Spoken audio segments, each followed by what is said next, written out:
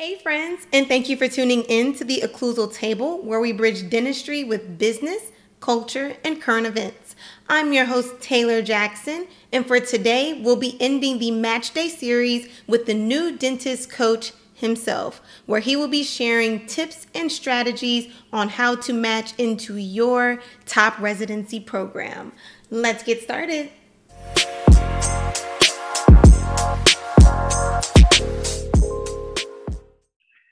Yeah, thanks for having me. I'm Dr. Darwin Hayes, the new dentist coach, previous program director, GPR program director for the second largest GPR program in the country at Bronx, Lebanon, up in Bronx, New York. Um, Went to dental school at University of Maryland, but this is a second career for me. This is the second time I've had a change or a change in a career path. I was an architect, went to undergrad and got a degree in architecture from the University of Virginia. Worked for about 3 or 4 years in the DC area in construction management, and then actually changed careers due to a family member who's a dentist and his influence. Went back to school, took some classes at night, applied to University of Maryland, which was my first choice. Had some classmates, undergrad, that were there at the dental school, got in, and the rest is history. After doing 4 years at the University of Maryland, I did a 1 year GPR program in New York at Bronx, Lebanon. And then I spent 4 years after completing the residency, but spent 4 years as an Air Force dentist. I was a dental officer in the Air Force.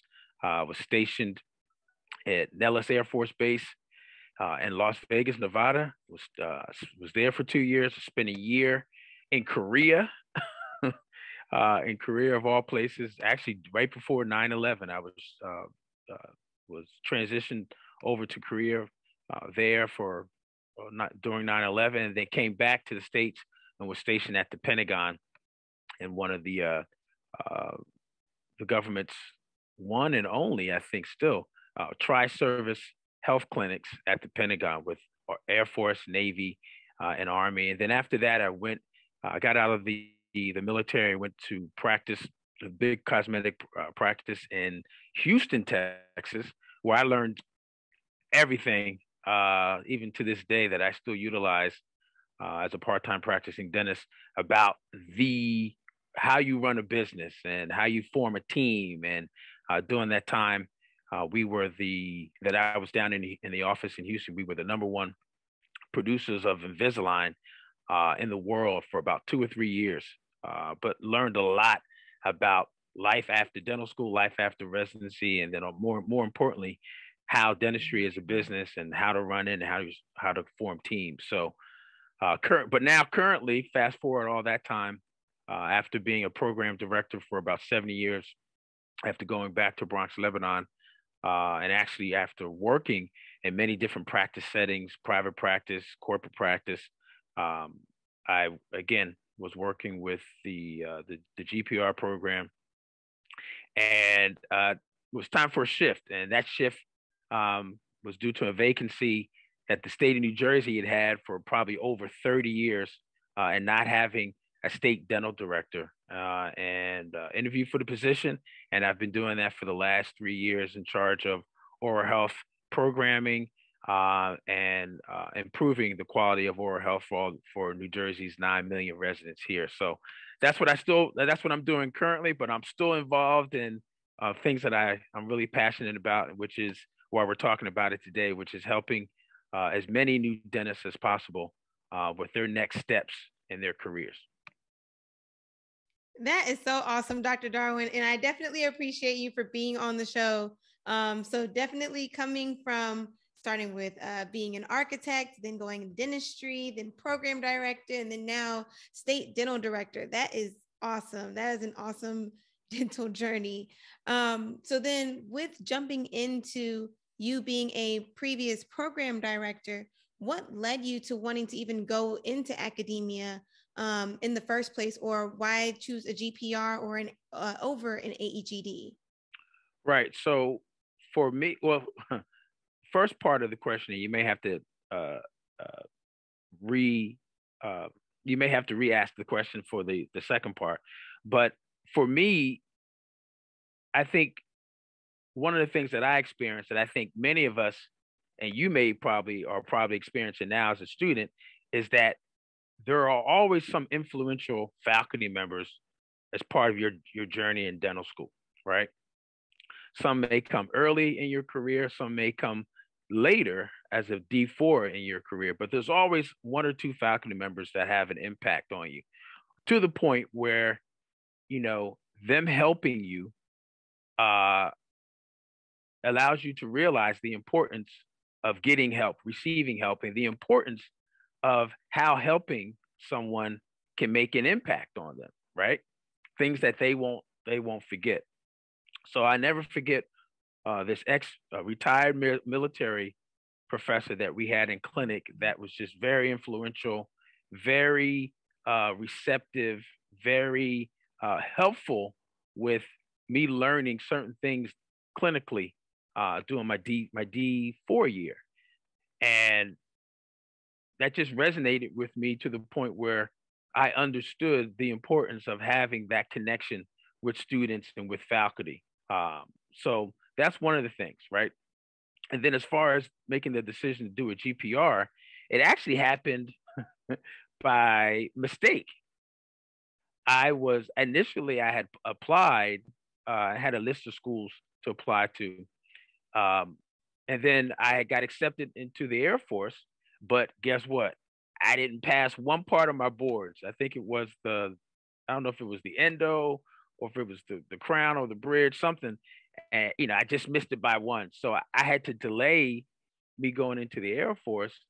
But through networking and connections, I was able to secure a post-match position at Bronx, Lebanon. So that was more or less the reason why I did a GPR versus an AGD. And I think initially also for me, I wanted to have more of a comprehensive approach to dentistry related to medical history, right? And complicated medical history and being able to manage with competence those patients that come to your office will come to the hospital with lots of medications, a lot of medical conditions, and just wanting to being in an environment where I was able to be trained probably a little bit more proficiently and more comprehensively as well. Now, what's the second part? Oh, that was the second part. Okay. With okay, like good. why choosing like a GPR over an AEGD. So treating more patients more comprehensively, with regards like the medical aspects and everything for the entire patient. Yeah, and plus there are two requirements specifically that differentiate a GPR program and an AGD program, and it involves being more interactive and more interdisciplinary wise. That's not a word, but I made it up. Having more interactions with other disciplines outside of dentistry, more so those that you will actually get a consult from, whether it's internal medicine, emergency medicine, family medicine, and just having the segue to be able to interact with those other medical professionals that you rely on to help manage the patient. Absolutely. Yeah, I couldn't agree more. So then even with moving forward into you becoming the new dentist coach, what led you to wanting to starting that brand, starting that business? What exactly are the services that you provide? What led you to wanting to create that? Well, the creation of the new dentist coach actually came through a program that I got accepted into with the ADA, and it was the Institute for Diversity and Learning. And as part of that 1 year project, there is, a 1 year program. There is a project that you have to do, and that project is whatever interest that you have, whatever change that you're looking to be a part of, but also be instrumental in making things move the needle forward. You can present it. And my thought was, all right, I'm going to create a handbook for new dentists on how to navigate your time as you transition from D4 to residency and then the first 5 or 10 years of your career. Because unfortunately, as I was noticing as program director, many of us as new graduates are still yearning and of need of help, and of information and know-how on how to navigate the profession. And there's just not enough time in dental school. You may get a little bit more doing your residency, which is another reason why it's so important to do a residency. But still, there's still a lot of gaps in that transition. So the new dentist coach was really birthed out of that program and out of that awareness that there was a need for new dentists to get some more information, but also in a format that was more consumable by new dentists, right? So it went from creating a guidebook to having a little bit more direct impact in meeting new dentists where they are, right? And where most of us are today are right here, right? We're on the social media, whether it be Instagram, Facebook, and YouTube. So the initial things that I did was YouTube, because even in my own searches on different topics within the profession or just overall, I was finding that that's where a lot of the information is being generated and being produced and being shared on YouTube. So from there, I developed ideas and thoughts about having guests on the podcast, and not only making it a podcast that you listen to, but also a podcast that a video cast that you watch. And that has morphed over the last, I guess it's been about 5 years now, 5 or 6 years, into more of a video and audio platform, sharing tips and strategies and also opportunities to work one-on-one with new dentists and really specifically helping them target their specific goals that they're trying to achieve. Absolutely. And I know I've told you this before, but through seeing some of your videos that maybe came out a few years ago, is how I got in touch with some of my mentors that I have today. So if it wasn't for those interviews that you did and you put them on YouTube, I would not have had the connections or the network or the community and support system that I have today with me transitioning into residency now. So yeah, it definitely, helped me in my own personal dental journey. Good. So then as a previous program director, what was something that you looked for in potential residents or in the applications specifically that you really that's really stood out to you when it came down to selecting who got an interview and who didn't?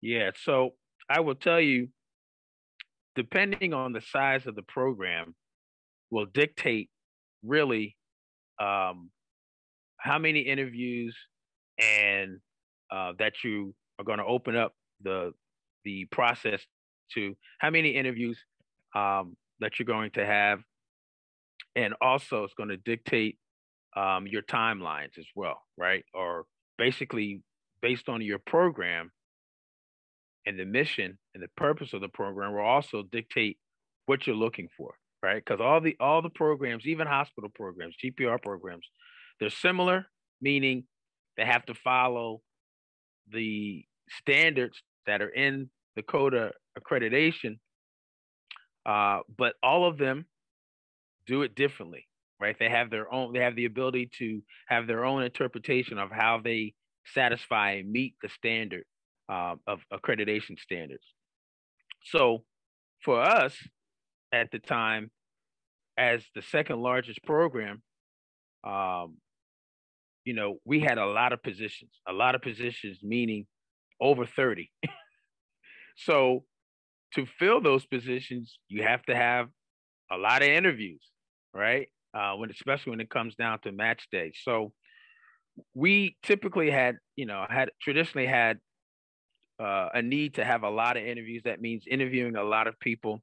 But one of the things that we always typically wanted to look for was, in your personal statement, sharing a story, right? It's key because guess what? As program directors, whether it's a 5-person GPR program or 35 or 55, like Monty for, um, all of us are looking at and reading essays. And guess what? It's cumbersome and tired. It's a tiring process. So as we're going through those personal statements, we're looking for something that's going to differentiate you from the other 4 people or 34 people or 54 people that are writing essays as well. In addition to that, we want people, and I think this is true for most programs, we want people that have done their due diligence and know the reason why they want to come to our program, not necessarily any GPR program, right? But more specifically, our program. And that means doing some due diligence, doing some research about the program, whether it's through previous or current residents that are at the program or completed the program from their school, from other schools, to finding out more information on the website, to coming to visit the program and do a shadowing experience as well. And then I think also most importantly, residents or candidates that have an action plan or at least have a plan of action that includes the residency, that have a map as to what they're going to be doing in the next 5 years. Now, may not seem fair, but everyone may not have thought that through, especially after finishing dental school. You're like, let me get out. Let me I'm feeling get on that right now. Yes. That's right.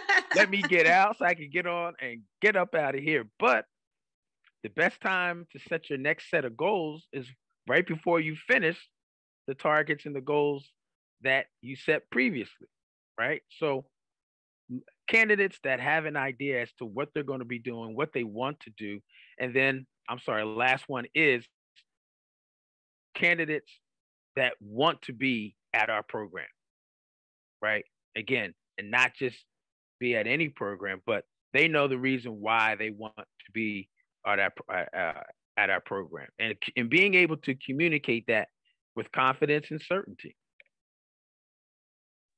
Absolutely. Yeah, that it makes it more of a personable experience when that person applies to your school or talks with the residents or talks with program directors saying, I really want to be here, versus just saying, I'll be happy anywhere that I land. And, it makes it a little bit more special when selecting the resident, if they are passionate about being there at that specific program.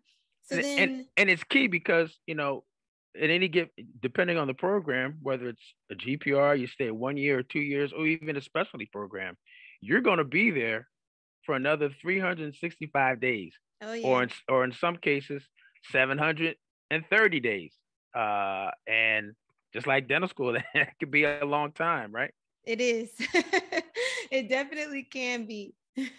So then, as the new dentist coach, any tips that you can give to dental students that are in the application process now that can help aid them in becoming successful in choosing their top program? Yeah, great question. You have to start early. How early is early depends on your plan. For those of you that are considering residency programs in specialty areas, it actually starts your planning. Your early planning starts D1 year. And I say this all the time. We all started with a 4.0 first day of dental school. Your job is to maintain your 4.0, especially if you are considering specializing, right? Endo, pedo, ortho, oral surgery, perio, but more traditionally ortho, pedo, and now oral surgery, where there's a lot of emphasis as part of the holistic candidacy for residency that's placed on class rank and GPA, even if you're at a school that is pass fail. All right. Even more important if you're at a school pass fail, starting early, because you want to start to develop your candidacy through networking, through some of the clubs, and some of the organizations. There may be a pedo club, maybe an ortho club, there may be a perio club, maybe an oral surgery club, that you tap into those upperclassmen. Yes, your D1 year and your D2 year, so that you can see what the landscape is. And that's going to help you as you transition through the year, but also as you continue to develop your candidacy. Because once you get to D4 year and you start to, start the application process of actually pushing the button and sending your past application, it's not too, you can't go backwards and try to steal time to do the things that you maybe should have done D1 or D2 years. So starting early is very, very key. Second is, again, connecting with other dental students or other graduates of your same school that are in residency positions now, and getting the opportunity to network with them and understand their process. I think that's been the success of the New Dentist Coach podcast show that we have, in the sense that we are constantly talking to students that have matched and have talked, and they share their journey, just like you shared your journey, Taylor, about getting into residency programs and what you did. And even though there are a lot of stories, it's important to understand that everyone's story may be similar, but it's also something different. And that is why it's important to watch those videos to understand and make those connections with the students that have just gone through it, and just listening to their tips and their strategies, and then eventually connecting with them. It's a process. It's a process, but starting early, getting involved, and kind of having an idea as to what you want to do, the earlier, the better. Yeah, I couldn't agree more, Dr. Darwin. And just like what you said, we have resources literally right at our fingertips. If looking on YouTube, looking on podcasts, looking on Instagram, even, and just seeing who matched where and connecting with them. Anytime that I connected with someone via YouTube or Instagram or through a podcast or anything like that, no one has turned me down yet. So everyone is always willing to help because they know what it's like to be in your shoes. So definitely use people as resources, form that connection and form that community when moving forward with your application. So then what about tips for the interview? I know that that's a really big step. So it's like they like what they see on paper. Now, how can we wow them with interviews? Yeah, well, again, it goes back to doing your research and knowing what the mission and the purpose of the program that you're applying to, and in many cases, the programs that you're applying to. You may get in or may apply to, 10 pedo programs. And again, there's going to be some similarities, but there's definitely going to be some differences. There's going to be differences specifically in the residents, the faculty and their backgrounds. All that information is important. Knowing where the residents are coming from, their schools and their background. All of that is information that you need to know in preparation for your interview. But you also got to practice, right? It's just like we talked about previously. It's just like that first crown prep that we all do. It's like, woo. Gotta practice. Gotta practice. But it's like you do one, you do another one, but it may not be until like the 50th one that you're like, zip, zip, zip, zip, boom, boom, yep. Covered, got my line angles, yep. Clearance, boom. But it's from practice, right? Repetition, repetition, repetition, repetition. So it's the same thing with your interview process, because that's the next step. You're putting all of your information together. You're putting your candidacy together via CV, via personal statement, and some other things, so that you can get to the next step. The next step is the interview. But also the interview is the last step before you match, right, or get selected to the program. So that interview, even though it's part of the process, it's probably the most important part, and you want to be prepared for that. You want to be confident, but also communicate your reasons why you, right? Because at the end of the day, the residency program is selecting individuals, and every individual is different, and they're looking for people that not only that they can interact with and that have the grit, the determination, that have a story, but they're also interested in you as an individual, because you will be you're a person that's going to be training as a resident in that discipline. So, and they're going to be interacting with you for over 365 days. So they want the person. They want to know more about the person. And many of the programs will have different interview questions that allow them to gauge who you are. But also, as a candidate, it's important for the interview that you have a list of questions, right? There's no such thing as a stupid question, but if you don't ask a question, that's stupid. I agree. You have to have questions, right? You have to have skin in the game. You have to, not only so that you're demonstrating your interest in the program, and but also to show them that you don't know everything. So that's why you're asking questions.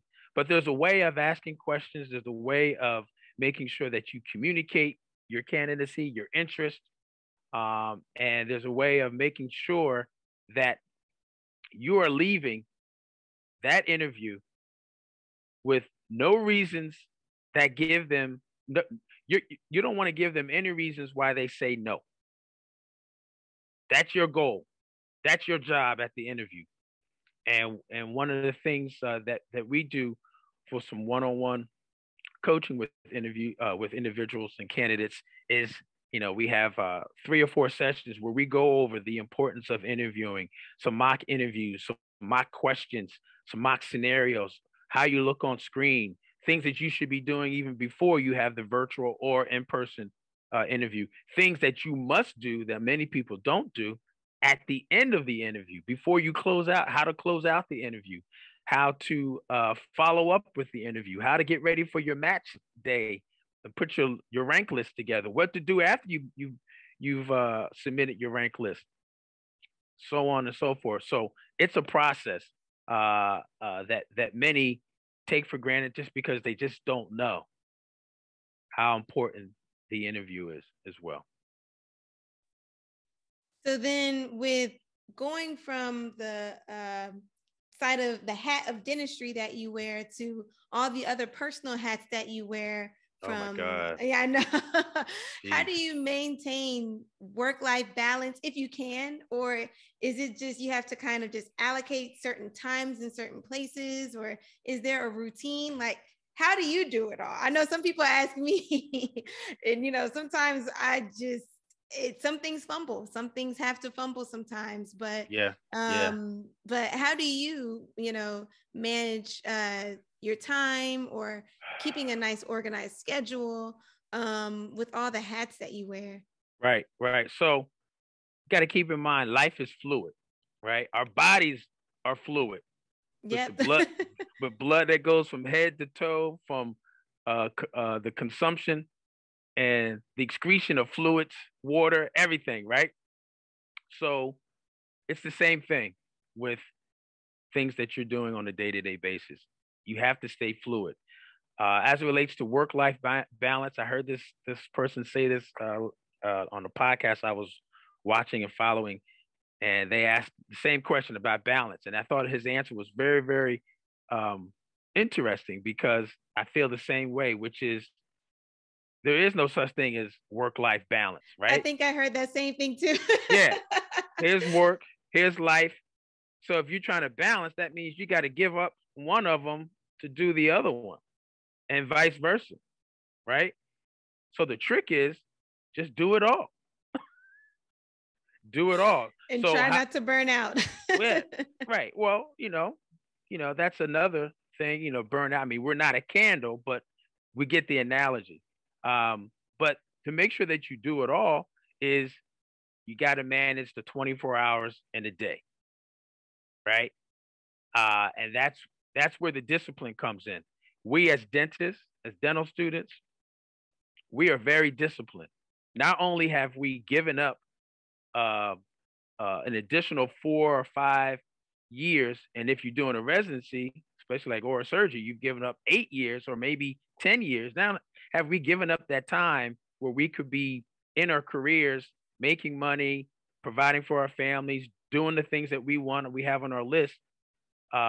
We've given up that time. So we're very disciplined, right? But the same thing happens when it relates to, as it relates to our goals and the things that we want to accomplish. So you have to be able to be disciplined and manage the time. All of us get 24 hours, 24 hours in a day. It's what you do from the time you wake up to the time you go to sleep that differentiates those that are successful or are able to achieve their goals. And part of that is you also have to leverage your time, meaning not only do things by yourself, but have people that help you and you leverage their time so that you're able to do other things that you want to accomplish, right? So that's why it's important to have a team, whether it's in the office, having multiple doctors working, or just Team Taylor, Team Dr. Darwin, whatever, having people that are helping you achieve your goals and leveraging their time so that you can get more things done related to what you want to get done as well. So I think that's key in making sure that you know, time management, but don't let time manage you. You manage the time and being intentional and blocking off and focusing on tasks and things that you want to get done, but also being intentional and being focused on what it is that you are trying to get done that day, right?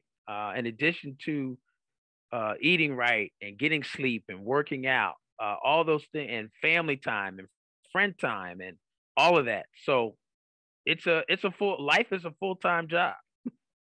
Life is a full-time job. It's a full-time job. So I don't think it's balance. It's actually bigger than balance. It's just managing and allocating, being intentional with the 24 hours on the day that you do it. And you do it one day at a time. I think that's key. What can I do today that gets me further towards achieving my goal or the goals that I have? And you just give it all you got, one day at a time. That's One it. day at a time. That's all that we can do. That's it. That's it. So then what about any advice for young dentists, whether it's someone who's a fourth year that's going straight into the workforce or someone who's graduating from residency? I know it might be a loaded question and probably have to do another podcast episode about that, but any advice that you would give to a young dentist who's about to go out there and start practicing? Yeah, I think it's key that as a young dentist, new dentist, that you network, right? And be open to new opportunities. The answer is always going to be no if you don't ask or you don't jump in, right? But as part of being intentional is also making sure that you're networking and surround yourself with people that are doing what you want to do or have done what you want to do. And that may mean separating yourself from others that are not on that same intentional path. And that's okay. You know, sometimes it's not about being liked and admired or doing what everybody else is doing. Sometimes you have to get to where you're going, which is a straight line. Sometimes you got to circumvent and go around what others typically are doing. So I think networking is so important. And again, now, I mean, 20, 30 years ago, well, I'm gonna say 20 years ago when I was going into dental school, we didn't have this mode of communication the way that it's being utilized now. New dentists today have the ability to talk to anyone on this planet at any time and travel anywhere and get to anywhere and learn about different things that are on YouTube, informational wise, that you can that'll help you expand your career. So part of that is doing it all, right? The advice: do it all, do as much and everything, right? Because even though you may feel like, oh, I didn't learn too much about this, or I failed at that, no, it's not really a fail. A failure is really a lesson, right? At some point, it's about your journey to getting to your end goal. The end goal is fine, but guess what? If you don't have a new goal set up, talk about being depressed and feeling like, what am I doing? That's why you have to be intentional in the things that you do. So that that end goal is now the beginning to a new goal, right? So explore everything, travel, go everywhere, travel, make time for your own mental health, your personal health as well, meaning just having time to sit down somewhere in a corner and just reassess what just happened the last week, what just happened today, what happened last month, what happened last year. Make time for yourself to reassess and evaluate where you're at and where you're going. That's so very important for you as a new dentist and as an individual as well. Um, there you go. Well, thank you so much, Dr. Darwin, again, for being on the show today. But before we close out, if this episode has helped in any way, please be sure to hit the subscribe button and give us a thumbs up so that we can reach more viewers like you. So, Dr. Darwin, any closing remarks? Where can people find you? Instagram, email, YouTube, blogs, websites? Yeah. How can people get in contact with you? Best way to get in contact with me is through YouTube page, YouTube channel, Dr. Darwin Speaks. Also on Instagram, and we have two Instagram pages. One specifically for dental residency is dental residency _ HQ, which is dental residency headquarters. That's on Instagram. We're getting ready to launch a program with regards to that. And then also on Instagram, the new dentist coach, the _ new dentist _ coach on Instagram. And then you can also send me an email at newdentistcoach@gmail.com. Love to hear from you guys. I get inquiries all the time, pre-dental students, high school students, dentists that are in. I just got an email this morning from, I got to get back to a dentist who's training in oral surgery, and he's in Nepal. Someone else reached out to me from Nigeria earlier this week, and I get a chance to speak to new dentists all over the world, and hopefully be able to travel and see and meet some of these people face to face, in addition to expanding that connection virtually as well. So those are the best ways to get in contact with me. And remember, last thing, there's no such thing as a stupid question, right? The smartest individual, the smartest dentist, smartest new dentist in the world is one that asks a question, but more importantly, asks for help. Ask for help. So we all need help all throughout our careers. So ask for help. Well, thank you so much again, Dr. Darwin, yes. for being on the show. I know we've only met virtually a few times, but you're definitely a mentor to me. Awesome. So I really appreciate the relationship that we do have from these past year or so. I really do appreciate it. But that's all that we have for today. So thank you for sitting with us at the table, and remember to stay flossing and keep flossing. Bye, guys.